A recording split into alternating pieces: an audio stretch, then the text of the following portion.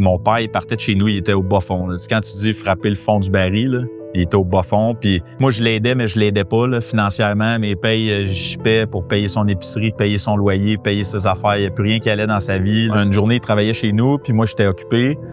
Puis il a strippé, il a trouvé une bouteille de fort dans ma chambre. Il a strippé la bouteille de fort. Puis il est parti de chez ma mère pour s'en retourner chez eux à Ville-la-Salle. Puis avant d'arriver chez eux, il était sur sa rue. Il y a un char qui a pas fait son stop, je pense, puis qui est rentré dans le IGA.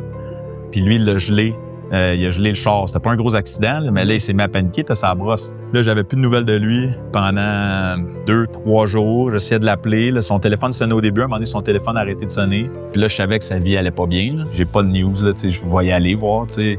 Mais moi, j'étais sûr qu'il était mort. Je pensais qu'il s'était enlevé à vie. Fait que je m'étais parké devant la rue. J'arrive devant chez eux. Les rideaux sont fermés. Je paye sur le buzzer.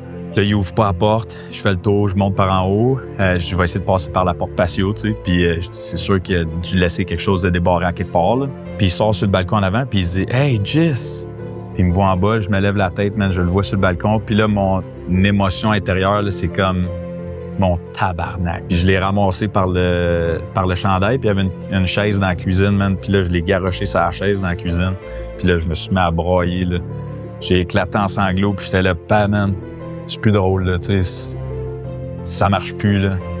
Tu sais, je t'aime, je le sais que tu m'aimes, mais tu sais, je peux pas continuer de même. Tu peux pas continuer de même. Aide-moi à t'aider, tu sais. Qu'est-ce que je peux faire? T'es-tu prête à te prendre en main? T'es-tu prête à changer de vie? Tu sais, on va vivre une aventure ensemble puis on va aller jusqu'au bout, tu sais. Puis cette journée-là, il m'a dit, OK, mon petit gars, je vais rentrer en thérapie puis je vais changer de vie.